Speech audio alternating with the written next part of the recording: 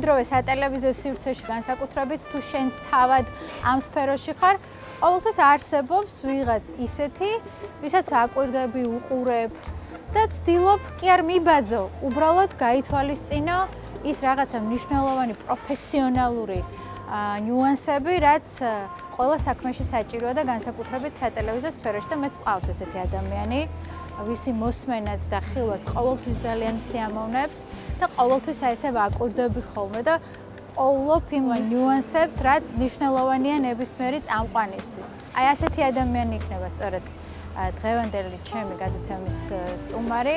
ყველასთვის საყვარელი დარწმუნებული ვარ და ჩემთვისაც მათ შორის ნიკოლოზ წულუკიძესთან ერთად დავლევ მე დღეს ყავას.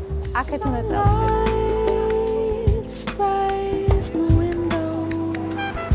გამარჯობა. როგორ ხარ? კარგად, ჯერ როგორ? მიხარია ძალიან და უღრმესი მადლობა, რომ აი ესეთი გადატვირთული და საქმიანი გრაფიკის მივყავდით. ეს 1 საათი უნდა დამithმო და ჩემთან ერთად უნდა გაისეირო. მეც მიხარია, ბათუმში სეირნობა და მით უფრო შენთან. სულ მახსენდება, ჩემი პირველი ჩართვა 8 წლის წინანდელი, მაშინაც ბათუმობა იყო, ვიყავი ძალიან დამწყები, ახალბედა და ჩართვა მომიწია ნიკასთან ერთად. არ ვიცი ხა გახსოვს თუ არა და აი ეს ჩემი მღელვარება და გამოუცდელობა ისე შეფუთე და ისე წარმომაჩინე რომ აი სულ მახსოვს.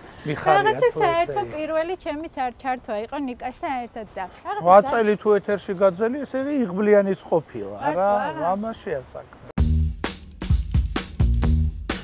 სულ მგონია რომ ძალიან დაკვირვებული ხარ და წლების წინ ნანახი ადამიანი რომ შეგხვდეს 10-15 წლის შემდეგ აუცილებლად გაგახსენდება და ესე ვიყავი, მაგრამ მე აირია ჩემი ცხოვრება და მიმტყუნა მეხსიერება, მაგრამ ისე ნამდვილად, აი როგორ მახსოვდებოდა, იცი აი ერთხელ მახსოვს თურქეთში დასასვენებლად ვიყავი ჩასული. მეორე წელს უკვე ფესტივალზე მომიწია იმ ქალაქში ჩასვლა. და აი ყველა სახეზე მახსოვდებოდა, ვინც უბრალოდ იმ ქალაქში მიდიოდნენ და მოდიოდნენ. როდესაც რაღაცას ყვება ნიკოლოზ წულუკიძე, თვითონ როგორც პერსონა ქრება, რჩება ის ისტორია, იმ ისტორიაში შევდივარ და ვხვდები რაღაცა ეს თანამონაწილე პასიური დამკვირვებელი.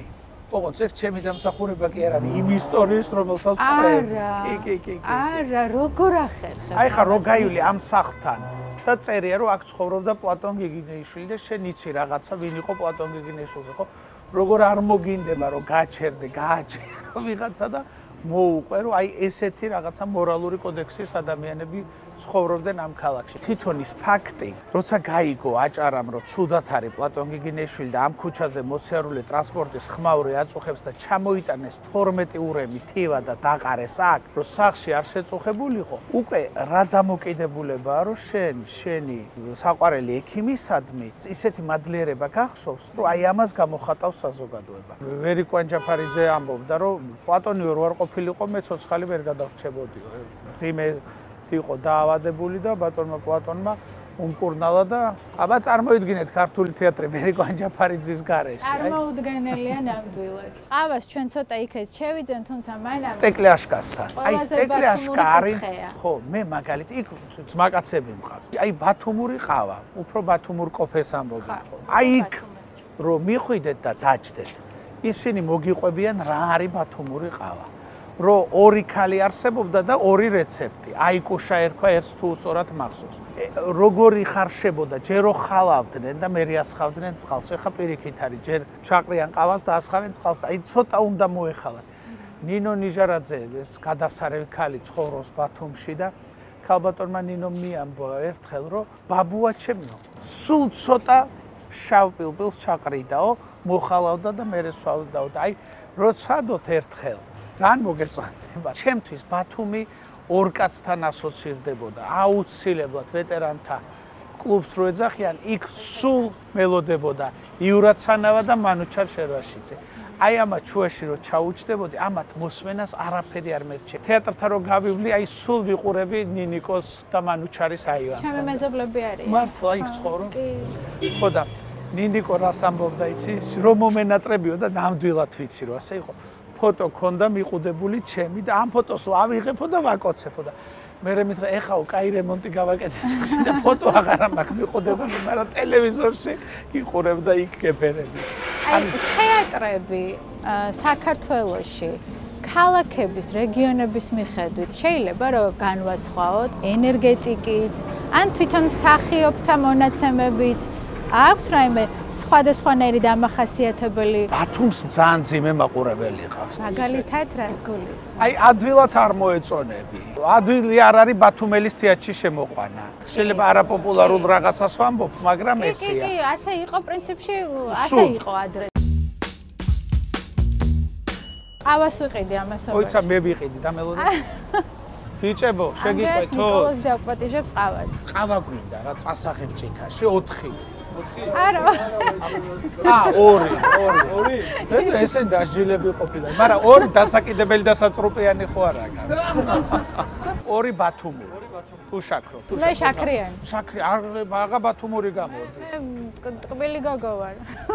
რაღაცას გიყვებოდი. თეატრზე ვსაუბრობ, ვიცოდი ჩემი იყო ცირა აბზიანიძე მსახიობი და ჩემი ბაბუაც, რომელიც სამწუხაროდ ადრე გარდაიცვალა. ცირა აბზიანიძე რუსთაველის თეატრიდან რო წამოვიდა ბათუმში, რუსთაველის თეატრში ზოგიერთ ქალს გაუხარდა მნიშვნელოვანი კონკურენტი მოგვაკვდა, მაგრამ საზოგადოდ გული დაწყლათ, იმიტომ რომ წინვალი არტისტი იყო.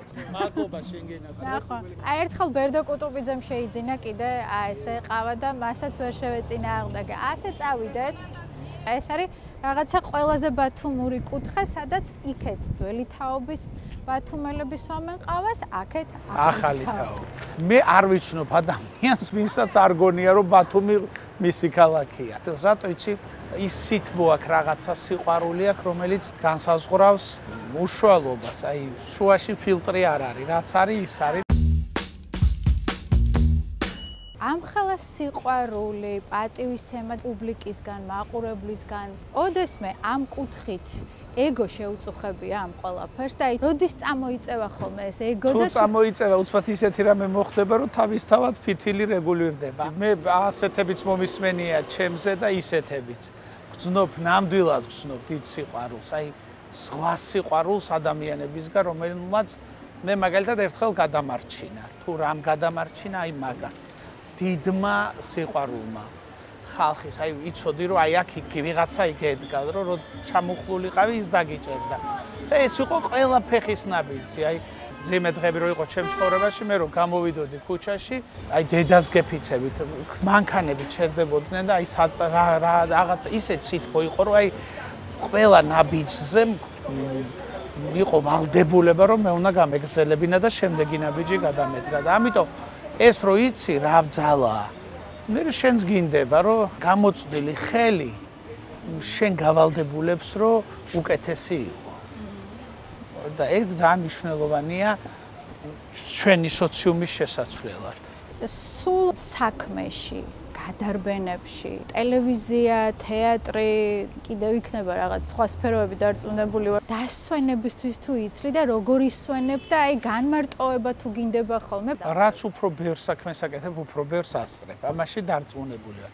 რაც უფრო ბევრი საქმე გაქვს, უფრო მეტი ფასი აქვს დასვენება. სიმშვიდე შეიძლება ყველაზე უფრო დიდ ქაოსშიც იპოვო და შეინარჩუნო. უბრალოდ ამაზე ფიქრია საჭირო, რომ შეძლო შენი თავი გაიცნო. მე მგონი ცხოვრებაში ყველაზე რთული საკუთარი თავის გაცნობაა, რომ მიხვდე რა არის. ამის გარეშე საერთოდ ვერც ვერაფერი. არა, ზოგს დაემთხვევა და გაუმართლებს, მაგრამ უმეტესწილად თუ გვინდა რომ რაღაცა მნიშვნელოვანი გამოგვივიდეს, უნდა აუცილებლად ჩაუღრმავდეთ ჩვენ თავს. ერთი ბუდისტი ბერის რაღაც მონოლოგი შემხვდა ამას წინათ და ამბობდა, რომ მე ბედნიერებას კი არ ვეძებო, სიმშვიდეს ვეძებო. იმიტომ რომ ბედნიერება ლაბილურია. რაღაც ეტაპზე ხან არის, ხან დაგაგდებს, ხან აგაგდებს და ყოველ ჯერზე ბედნიერებას სადღაც მაინც უბედურება მოჰყვებაო და აი სიმშვიდეო ის არის, რაც სტაბილურიაო და მაგას ხვდები, როცა ბედნიერებას კარგავ.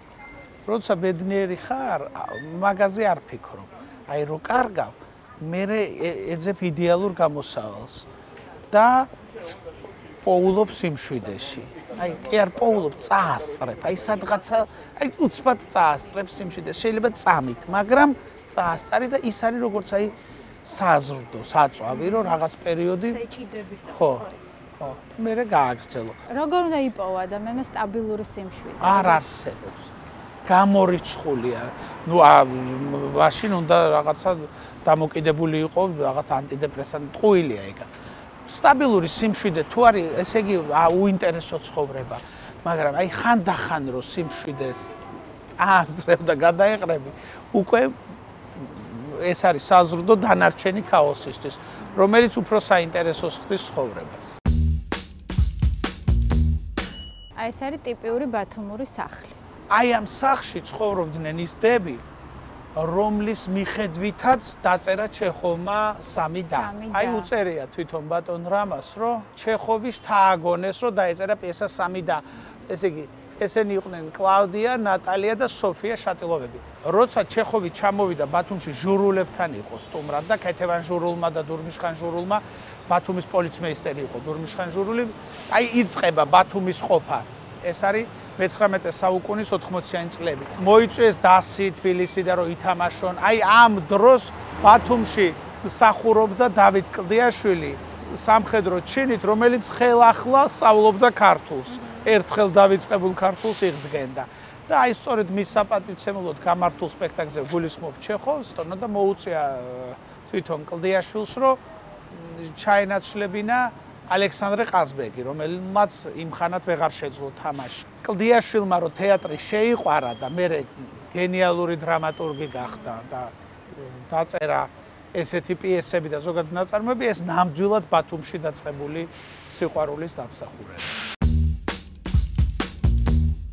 რა სჭირდება იმისთვის წამყვანს, გარდა იმისა, რომ ნიკოლოზ წულუკიძე უნდა იყო, რომ ეს პუბლიკა, არ აქვს მნიშვნელობა სატელევიზიო იქნება თუ რაღაცა, სხვა მიმართულებით წამყვანი, რომ ეს პუბლიკის ყურადღება და სიყვარული მოიპოვოს. ანი, არ ვიცი დამიჯერებ თუ არა, მაგრამ მე არ მახსენდება დღე, რომ მე არ მემეცადინოს. აი, მეცადინობა აუცილებლად არ არის ის, რომ რაღაცა დაჯდე ბიბლიოთეკაში. არა. აი შეიძლება რაღაცა მოძებნო, რაღაცა ამოიწერო. სულ ვითარდება. ვაკფს დღიურები, სადაც ჩანაწერებს ვაკეთებ. რაღაცები მე გავიწყდება, რაღაცები სამუდამოდ გამახსოვს. შენ სულ საინტერესო უნდა იყო. ერთი და იგივე თუ ილაპარაკე, მე აღარ მოგისმენს, მაგრამ აი რაღაცა რო ვუსმენ, ამისგან რაღაც ახალი უნდა გავიგო. თუ არ გავიგე, ინფორმაციისა კიდევ. გულწრფელობა ალბათ. მე არასოდეს ჩემ ცხოვრებაში არ მომიტყუილებია მაყურებლისთვის. ამიტომ ძალიან ვიწროა ის სფერო, რომელზეც მე ვლაპარაკობ. უამრავი შემოთავაზება ყოფილა, აი გეფიცებთ ყველაფერს, სოციალური გადაცემების, არასოდეს ეს არ მხიბლავდა, იმიტომ რომ ჩემთვის ძნელია ლაპარაკი იმაზე, რაც არ ვიცი და რაშიც ვერ ვერკვევი. ერთხელ მახსოვს ესე წერ გადაცემას ბულვარში და წერ ნანული აბესაძესთან ერთად, რომლისთვისაც დაიწერა და მღეროდა ეს გენიალური სიმღერა სულიკო კოროშინაძე და ნანული ბათუმს ქათქათას და რაზე ოცნებობთ თქო ნანულის ვკითხე და უცბად შემომხედა და ესე ვინმეს უთავი რომ მივადო და მისეირნო თელ ბულვარში ისეთი გულწრფელი იყო ნანული რომ ანუ აი უცბად წაასწრო სიმშვიდეს იდილიას და ესე მითხრა მოვიკითხოთ ნანული სხვათა შორის რაღაც მნიშვნელოვანი ჩანაფიქრი გვაქვს და ქალბატონ ნანულისთან ერთად ჩვენ ჩამოვალთ აუცილებლად ბათუმში მაყურებელთან ერთი წუთი მოდით ესენ ჩემ ბათუმელი მოწაფეები არიან დავახარ ბიჭო კარგი გამარჯობა მაგრად როგორ ხართ ხო ხარ მაგრად სად მიდიხარ ავტომობილზე იყავს სამსახურში ის კა იმუშავს მიდი მაგრად ბიჭებო მაგრად ადამიანები რომლებიც მთელი ცხოვრება რაღაცა ერთ სფეროში არიან 15-20 წელი ეს რაღაცა საკუთარი საქმის სიყვარული და პროფესიონალიზმია თუ სტაგნაცია გააჩნია ძალიან საინტერესო შეკითხვა მიფიქრია მაგაზე როგორც კი მივხვდები რომ რაღაც ახალს ვეღარ აკეთებ უნდა უყურო შენ თავს გარედან მე ყოველთვის ვუყურებ ყველა ჩემ გადაცემას და ვნახულობ რამდენი შეცდომა იქ ყოველთვის და ვერავინ ვერ ხვდება იმას უფრო კარგად ვიდრე მე იქ რა გამეპარა და რა არ იყო ისე როგორც უნდა ყოფილიყო აი როგორც კი დაჯდები გაბადრული და დედა რა კაი შენ თავზე იტყვი იქ უნდა ადგე და წამოხვიდე ეს ალბათ ჩემმა მშობლებმა გამოვიმუშავეს რომ არ მახსოვს რომ რაღაცით ჩემი მშობლები აღფრთოვანებული კი არა აი კმაყოფილები ყოფილიყვნენ მადლობა ეს კარგი კი არ არის არასრულფასოვნების კომპლექს გძენს აღფრთოვანებული ჩემი მშობელი რამე დროს აი ზეიმზე ბახში ლექსი რომ ეთქვას ეგეთიც კი არ მომხდარა ეს იყო რაღაცა ბიძგი ერთგვარი იმიტომ რომ ყველა ბავშვს ეს კარგად არ მუშაობს არ ვიცი ხო ძალიან ინდივიდუალურია საერთოდ ყველაზე რთული მგონია რომ შვილის გაზრდაა ცხოვრებაში იკლავ თავს რო არაფერი არ მოაკლდეს, მე რო არ უყიდო აბარისთვის წვალობ, რომ ისე ყველაფერი და დღევანდელ ბავშვებს ყველაზე მთავარი პრობლემა არის, რომ მე მგონი ამ ბავშვებს ოცნება აღარ აქვს. და ამიტომ აუ მართალი ხარ. აი ჩემთვის რაღაც აი ექსკურსიაზე წასვლა ეს რა იყო, იცი რომ მთელი წელი ველოდებოდი. რაღაცა სადღაცა მოხვედრა ეს იყო აი უდიდესი რაღაცა მოლოდინი, ახალი წლის საჩუქრის დალოდება. ეხლა ყველაფერია ეს რასაკვირველია, კარგია, მაგრამ აი ეს აღფრთოვანებული თვალები რაც ქონდა ჩვენი შვილების თაობას ბევრს არ აქვს. შეიძლება დასახოს სტრატეგია ესექნა და ის არ გამოგივიდეს ისე. და პირიქით არ გეცალოს შვილისთვის და თავისთავად გადასარევი. ამიტომ ეს გამართლება მარტო წვრთნა რას უსავს თუ ბუნებამც არ უშველაო, ხო? სულ გონია ნიკა რა. მოიცა არ გაგვსვისოს რაღაცა. არ გაგვსვისოს. ეს დინამიკაც უხდება ამ ჩემს გადაცემას. გოგო ახლა დინამიკაში თუ მოვკვდე. მოდი ტელევიზორში გამოგაჩინე. ჩემი ოქრო როგორ ახლა? პრივეტ. როგორ ახლა ორჯერ?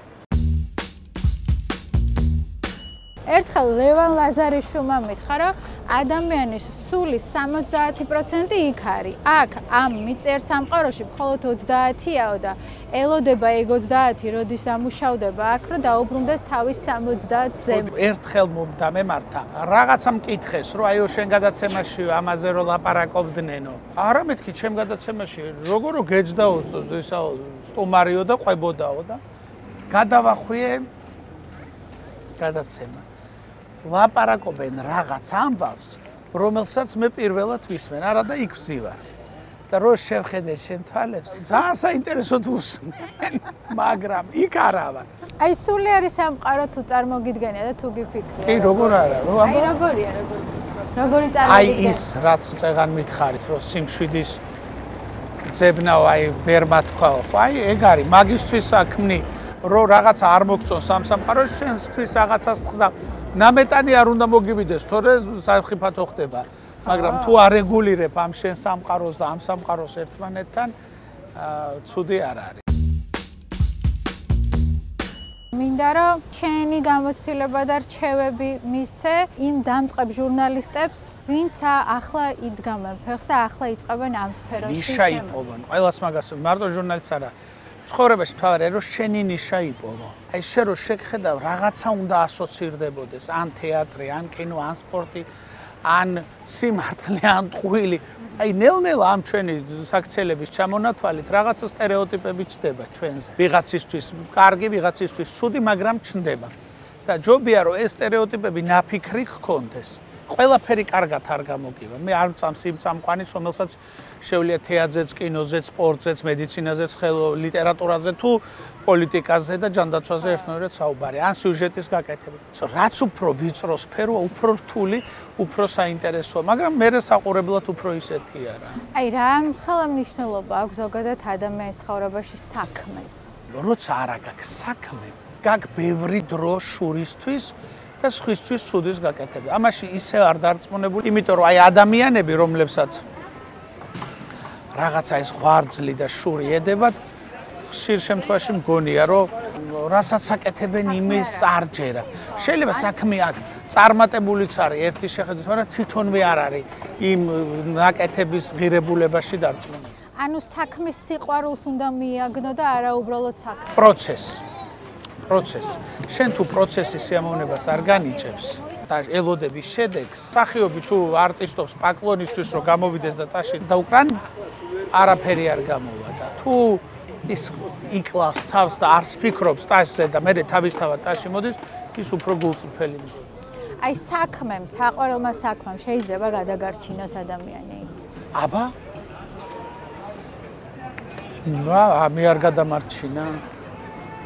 და რამდენი არ გადაარჩინა. უსაქმურობა შენ დარცაც გიათმაგებს და სხვისი წარმატების შურსაც. მე სულ ვაფრთხილებ ჩემს სტუდენტებს, მსახიობებს, რომ აი ბავშვებო, ეხლა თქვენ სწავლობთ და ერთ დღესაც დაამთავრებთ თეატრალურ უნივერსიტეტს, წახვალთ ზაფხულში, მიიღებთ რუჯს, ვიყიდით ახალ რაღაც ტანსაცმელს, ჩამოხვალთ, ეს რუჯი გაქვთ, ეს ტანსაცმელი გაქვთ და აღარ გაქვთ წასასვლელი. ჩართე ტელევიზორი შენი ჯგუფელი მსახიობი რაღაც სერიალშია.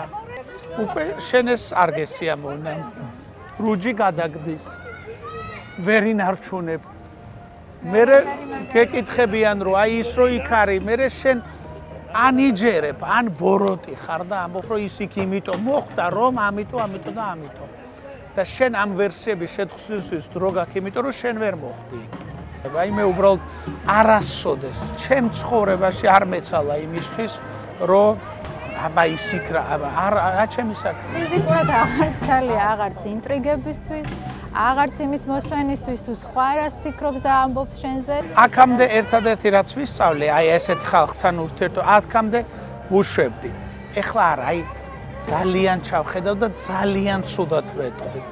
ისე რომ სულ დაამახსოვრდება, როცა მე დამინახავს. რა არის ხოობა თეატრს და ტელევიზიას შორის და რა აქვს? საერთო? თეატრში ეს ინტრიგა მშვენიერია და ტელევიზიაში დაუნდობელი.